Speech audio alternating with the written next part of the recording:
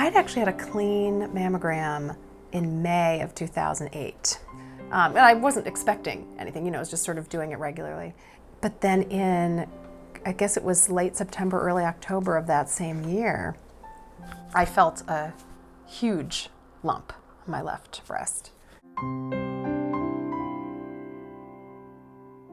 I think I tried to talk myself into thinking, oh, it's a cyst, oh, it's nothing. You know, you try to kind of make yourself believe that, but it was pretty clear what that was going to be.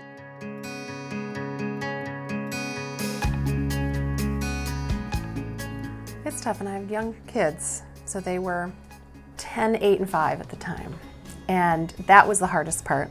Each kid reacted very differently, and I think it's because of their ages. So my 10-year-old kind of got it, and I think he cried. He was a little sad, and so my daughter was 8, and I remember she just was kind of trying to deal with it by making jokes about it. That was just sort of developmentally what she was doing. My 5-year-old didn't get it.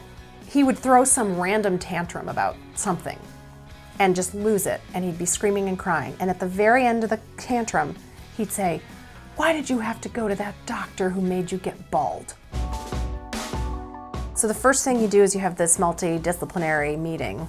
Your head is spinning, because you're going in and you're meeting with your oncologist, who's your quarterback. It's kind of handling everything for you. But then you're also meeting a breast surgeon and a radiation oncologist. And so you don't even know what all these people are there for. And they're running tests and they're doing staging to try to figure out. So I did find out that it was stage 4. I ended up in the Beth Israel system by accident, just because that's where my GP was part of a Beth Israel practice. So I never hospital shopped or anything. I kind of just ended up at Beth Israel. And I've been thrilled, whether I'm in the city or out here. But what's great about being in Needham is you're getting the physicians, you're getting all the medical professionals that you would get in the city. But it makes a huge difference to have it close to home, because it's stressful already. You've got all these different kinds of treatment, and to at least not have to drive in and fight traffic to come out to someplace that's, for me, 20 minutes away, an easy drive, easy to park. And I mean, my nurses here are phenomenal. They've been with me since day one of chemo. The minute I walked in, I said, this is great. I mean, you know, we've loved it here no matter how it's looked or felt, and oncology has moved around. You know, this is the 3rd place that I've been within this building. I guess I keep putting myself in the mindset of a brand new patient and what it must feel like to walk in and say, okay, I can do this. It feels okay. You know, you walk in and it's light and it's airy and it feels friendly, and you think, okay, I got to do this really tough treatment, but I can do it. I think about how great it is that this new center, for example, is going to have radiation oncology.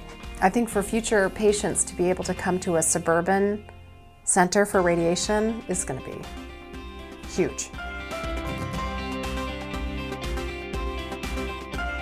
I feel great. You know, Herceptin is this wonder drug. They call it chemotherapy. I call it chemo light. I don't lose my hair. I don't feel sick. I'm not going to feel any different. I don't, you know, when I walk out today than I did this morning.